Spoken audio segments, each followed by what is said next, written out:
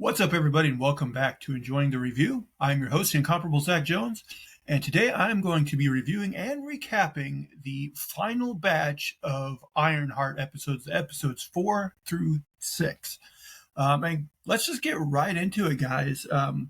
Off the top, spoiler alert, this will be full spoilers for Ironheart now that everything is out. So when I reviewed the first 3 episodes, I ended up giving those, I think, a 6.3 out of 10. Basically, I was like, they're okay. There's some things to like here, but overall, kind of mediocre. And unfortunately, now after seeing the back half of episodes, I think my final score for this show is going down even a little more. I'm going to give this a 5.5 out of 10. Unfortunately, I think this is another prime example of mid Marvel that just failed to capture the Marvel magic that you would hope it would. So I got some bullet points here of some, unfortunately, mostly things I didn't like. There's a few things that I was, okay with. And then after that, I'll get into a more detailed recap of the episodes. But okay, number one off the top, my God, the melodrama on this show. I think both from an acting standpoint and a writing standpoint, I did not like, for the most part, the Riri Williams character in these episodes. Especially, she has this thing with her mom over and over where, like, her mom seems reasonable and she's like, girl, you need to just talk to me, tell me what's going on. And she's like, I can't do that now, Mom. I can't possibly take 2 seconds, Mom. And just that stuff over and over again where I'm like, oh my God. And then of course eventually she has to break down and tell her mom what's going on. And also just this, like, I have to take it upon myself to protect everyone in my world while at the same time driving them away. And I've seen this sort of crap in other things I've watched, and just it's very, I found her character very annoying. Just the melodrama of it all. Ugh, the writing, ugh. I didn't like any of that stuff. I was just like, come on, can we get to something of substance here? It's just too much of that stuff. And I just found it very annoying. So they introduced this character of Zelma, which is like this, magical character.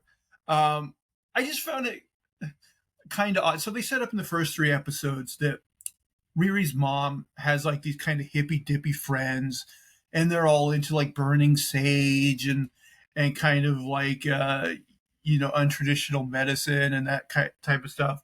Well, we find out that one of her mom's kooky friends actually has magical powers, and her daughter is this Zelma character who apparently, like, for a while trained at the, like, Doctor Strange, like, where he's trained, but she didn't want to go that route or something, so she came back to Chicago, and now she's like does like low level magic and sells magic stuff out of a store they own. I just felt like her character was just kind of convenient that they know this magic based character, but what are you gonna do? Okay, so another thing I didn't like. So the Hood, Parker, he breaks Ezekiel Stain out of prison, and he gets all these like electric bionics into him. But conveniently enough, there's just a mode that they put in where he can be controlled like a puppet by Parker. And that's what eventually happens, is he tells him to, attack them, whatever, jump, and he has to do it.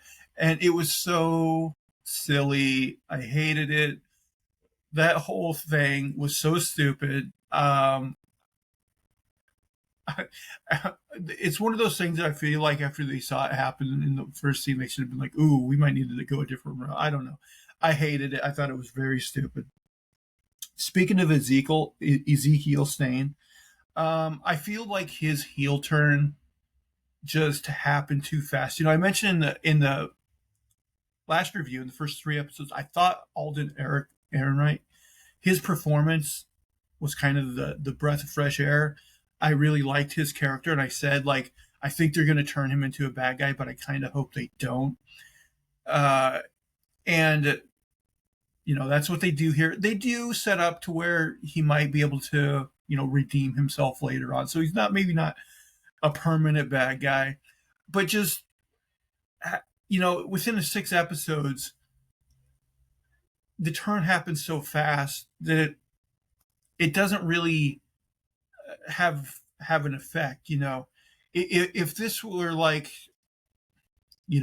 a popular show that lasted several seasons, and we had like a whole season of him being this guy we really liked, and then we kind of see his slow descent and turn, that's more impactful. But when you just have to have one episode, he's this good guy that you like, and the next episode he's now this bad guy we're supposed to hate, it just doesn't work very well. So I didn't like that. I wanted to note that Ezekiel looks eerily similar to the character Cole from the infamous video games, if anyone ever played those. Like, he's got the shaved heads, the electrical powers. I feel like someone liked that game, and they were like, I know how to make this guy, because he looks very, very similar. So Riri's original suit gets destroyed by Ezekiel, and eventually she has to make a new one. And she decides to make it out of her old car that has sentimental value. And they have this whole montage of the making it. But once it gets to the end suit, I'm like, yeah, I don't think you have the I guess we're supposed to suspend disbelief a little bit, but I'm like, I don't think you have like the tools here to turn the parts of that car into this slick looking suit. I just that doesn't seem practical to me.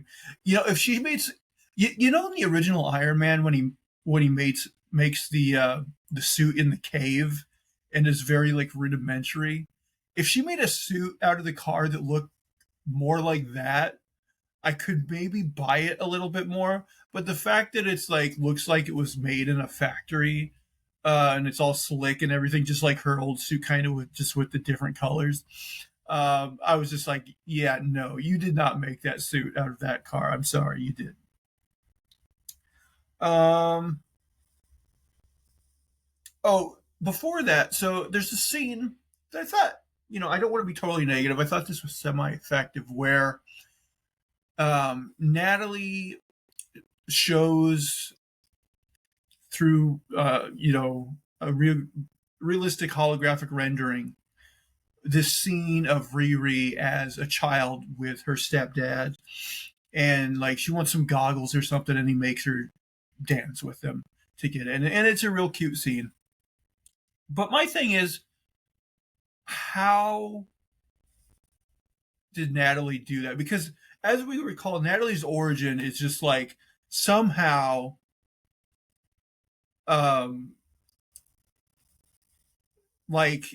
Natalie was made out of Riri's memories, I guess. And so I guess we have to believe the same thing here, is that it took all of Riri's memories, and Natalie can play them as realistically as they actually occurred. And it's just a little too silly, nonsensical. I mean, it's a storytelling device, I guess, but I just don't really buy it. It just, they mentioned magic in the show, and that definitely seems more magic than science fiction there.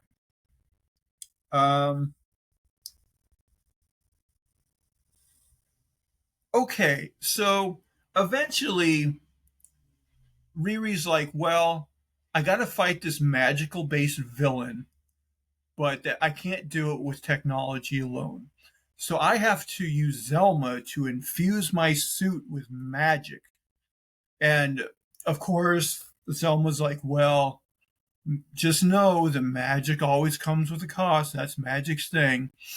And so when she starts to do it, for whatever reason, the Natalie AI is erased. And I wrote Natalie the Natalie AI being erased seems as random as her origin. Like her creation out of Riri's memories seemed magic and random, and her going away also seemed magic and random. I'm like, seems like it could have just been anything, but uh, whatever. Um, I wrote so we find out that Parker's the Hood's motivation in all this is basically to get revenge upon his father, who basically abandoned him and his mother, I think. And he's this very rich, powerful guy who just, you know, seemed like he had a kid but wasn't into being a father or whatever. And we find out that the reason Parker went after, like, you know, the companies that he was heisting was because those are somehow also connected to his father, and he wanted to get a controlling interest in all those companies. And so here he pressures his father to basically sign his house and everything over to him. And so I just found his motivation to be very underwhelming. It's like, oh, daddy issues. Okay, whatever. Okay, here's maybe I should have led with this because I think this is kind of the headline of these Ironheart episodes. Is we finally get Mephisto. Um, and I wrote Sacha Baron Cohen's performance as Mephisto is fine, but who cares at this point? I gotta say, I never cared about Mephisto as a villain. He's one of those, evil for evil's sakes type of villains that I just kind of find boring. But for whatever reason, the fan base was always excited to see him. And so now they get him in this show that I'm curious. I would love to know the streaming numbers on this show because I don't think they're going to be super high, but maybe I'm wrong. But it just seems like they finally give the Marvel audience Mephisto, and it's in this show that they just kind of dumped out there, and it's like if he shows back up again, like where are they going to use him? Like maybe a Doctor Strange movie would make some sense, I guess. Probably the most sense, but I don't know. And again, does anybody care at this point? I don't know. Okay, towards the end, so Riri gets her new suit, and first she has to fight Ezekiel. And they have this stupid scene where she's like, oh, if I kick you in the nuts, somehow I know that that's going to allow me to reset your system. And he's like, oh, yeah, you're right. That'll work. And so sure enough, she kicks it or hits him in the nuts. And that allows her to reset his system. Talk about magic. She magically knew. They both kind of magically knew that would be the case. Just really stupid. Very silly writing. But it does end where like he's kind of like, we might have to finish this someday, Riri, or whatever. But like they left room in there for like, oh, maybe he's not such a bad guy. Like maybe they can redeem him. I also wrote the final fight between her and Parker is pretty lame. It's not very exciting, and eventually she just rips the cape off of him, and then he's all like, left hurt or whatever. I mean, they don't think to maybe like, and we'll find out he doesn't end up in prison. Like, maybe she doesn't want him to, I guess, rat on her. I don't know. Which again isn't also very heroic, I guess. But I don't know. It was just a lame fight, and I was like, who cares? So that gets done, and then Mephisto is waiting for her, and he offers her for the price of her soul, basically, he can bring back Natalie. And it seems like she agrees to this. She makes a deal with the devil, and it seems like he brings not the Natalie AI back, but actual Natalie, because Riri physically hugs her. But then we see the same kind of blood mark that the hood was covered with, now developed on Riri's arm. So she's paying the same price. And I wrote, will this ever be resolved, and where? Because I would be super shocked if they did an Ironheart season 2. I don't think that's going to happen. And here's the thing. I could see this possibly being like a subplot in the next Doctor Strange movie or something like that. But then I heard that kind of Marvel wanted to move away from referencing the TV shows in the movies and making people feel like they have to watch the TV shows to understand what's happening in the movies, which they would have to do. So yeah, it's like if this is ever resolved, I don't know where they would do it. And if they do, it'll probably be so many years away that people just not care anymore, So I don't know. Marvel's definitely at a low point right now, and I'm always optimistic. I'm still curious to see Avengers Doomsday and Secret Wars and all that, but I don't know. They got kind of a hole to dig out of right now, and so I'm curious to see if they can. And so then we get a mid-credit scene where Parker visits Zelma at her store, and I think they have some sort of, I don't even remember the conversation exactly, something about supreme magic or something, but it was lame, and I was like, I don't even want to see that Parker character again. I was like, he was a lame villain. I don't need a tease that he's going to be coming back at some point, because I don't care. That character was nothing. I just bleh, bleh. So yeah, I'm sorry to be so down on it. Like I said, the first 3 episodes were stronger. I do kind of like Alden Ehrenreich in these, and the actress who played Natalie, I thought did a good job.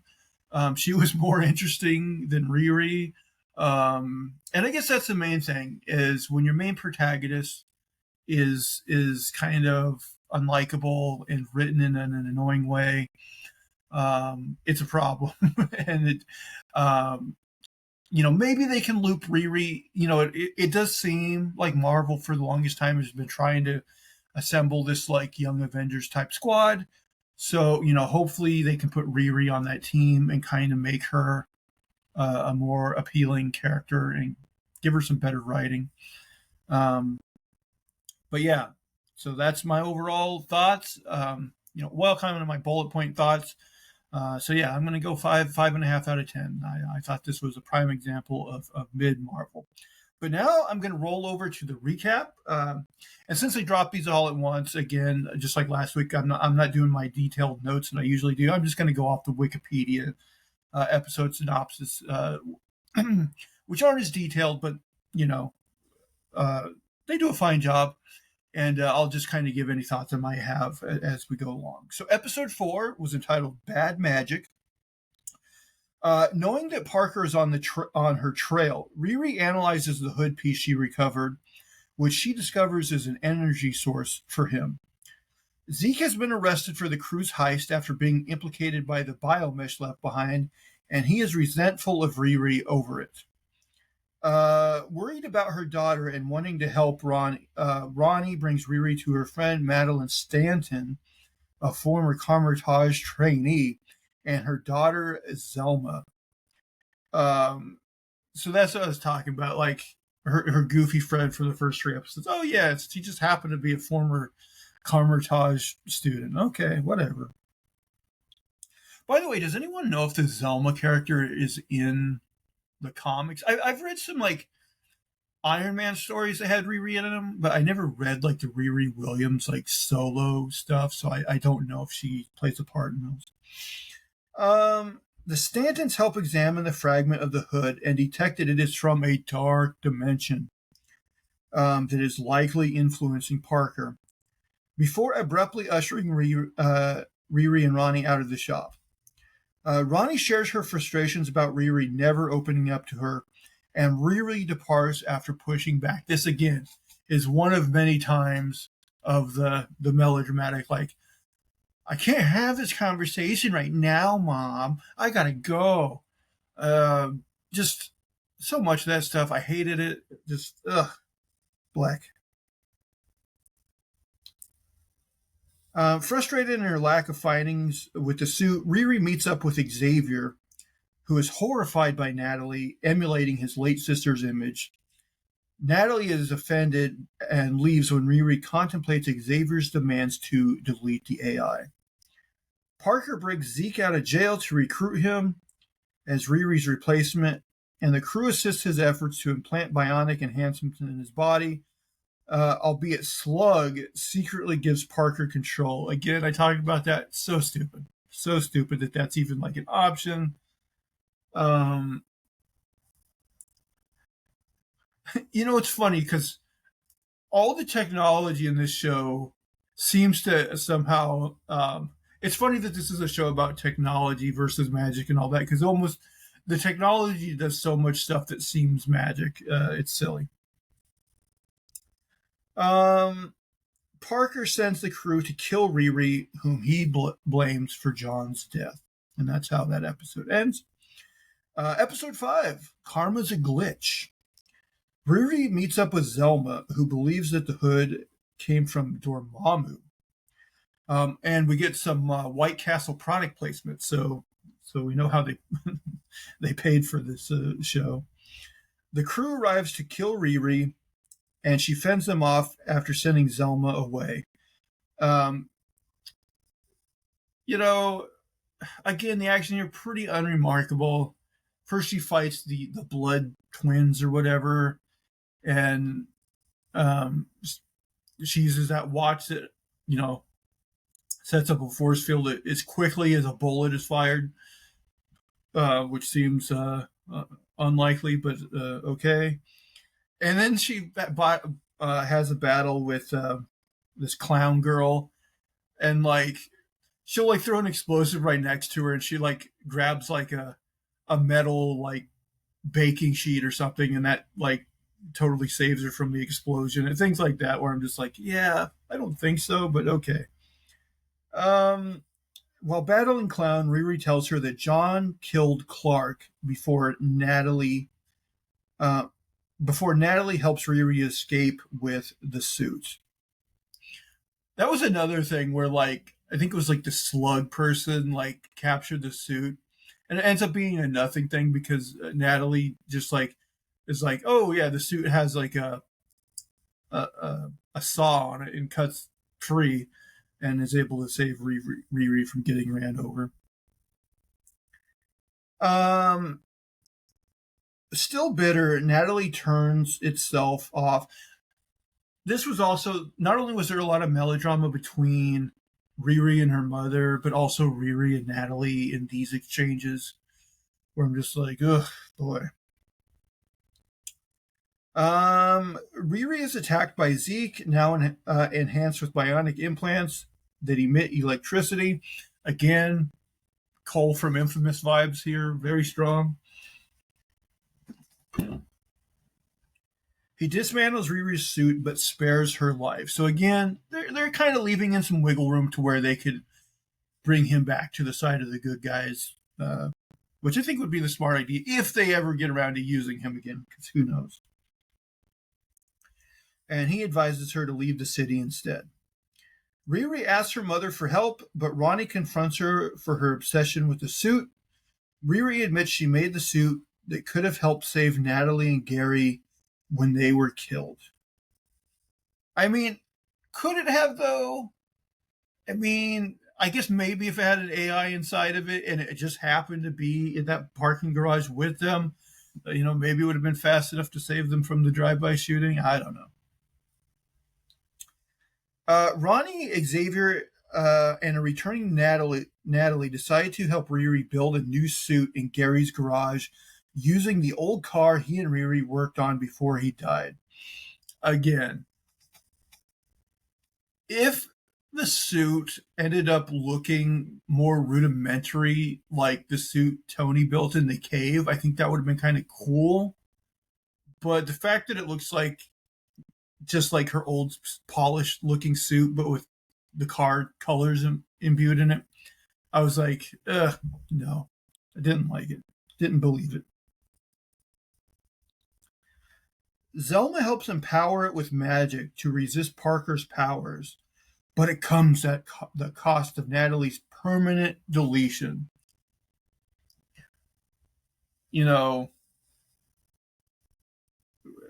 Which again,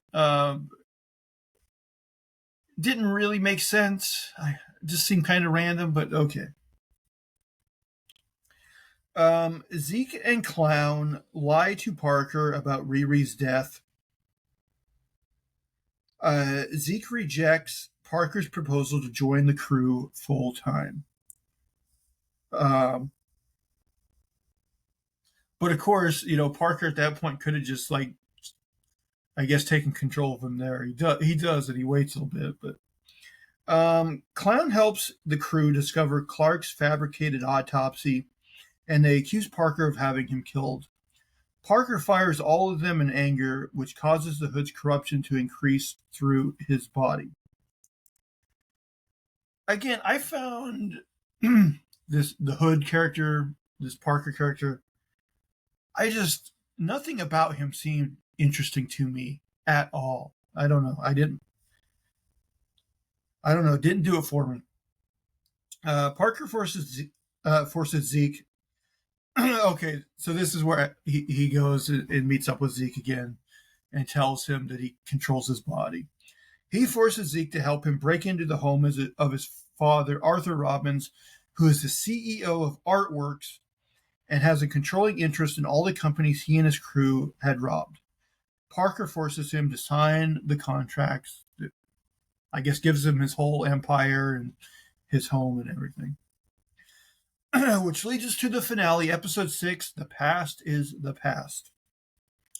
In a flashback, Parker attempts to rob Arthur's mansion with John before escaping and splitting up, then meeting Mephisto. Mephisto assures Parker that he can help him achieve his desires for power, respect, and wealth for himself, and Parker accepts the deal. In the present, feeling empty, Parker accuses Mephisto of not fulfilling his end of the deal, which Mephisto replies he had given him what he needed. Unable to recreate Natalie, Riri resists her family and friends' advice and goes to Parker's headquarters, battling a reluctant Zeke, who allows her to knock him out so he can reset and be free of Parker's control. Again, not exactly knocking him out, but knocking him in the nuts, which somehow allows her to reset him. And such silly writing here, just stupid. Riri confronts Parker and demands his hood, but he warns her that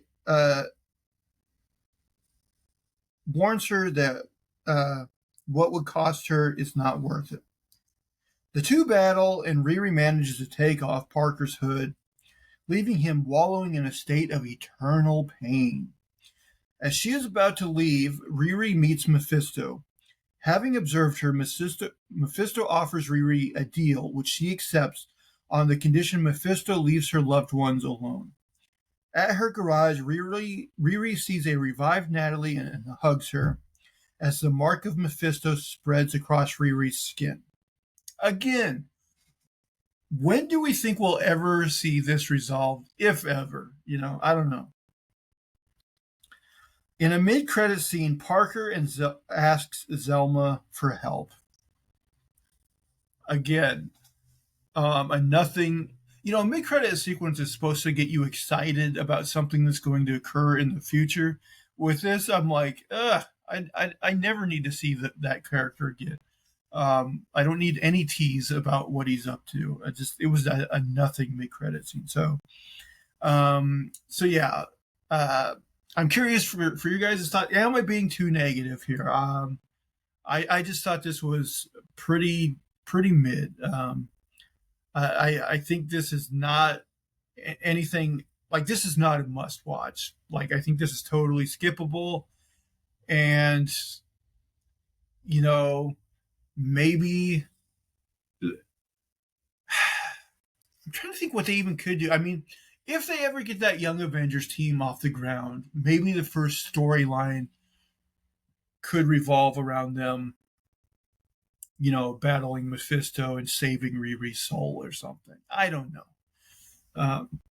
But yeah, this was a very big disappointment, I thought. And, I think Marvel feels the same way. Otherwise, I don't think they would have dumped it out in the way they did. So yeah, a few okay performances, but overall didn't work for me. But guys, I am curious what you guys think. So if you will, please subscribe to the YouTube channel. Please comment, thumbs up, positive reviews, all the good stuff. You can also listen in audio form on your podcast catcher of choice. And you can follow me on social media, either on Twitter at Zach Jones Live, ZachJonesLive, or better yet, over on Blue Sky at Enjoying the Review. But guys, I think that's going to do it for today. So until next time, I hope you're enjoying the review. Bye, guys.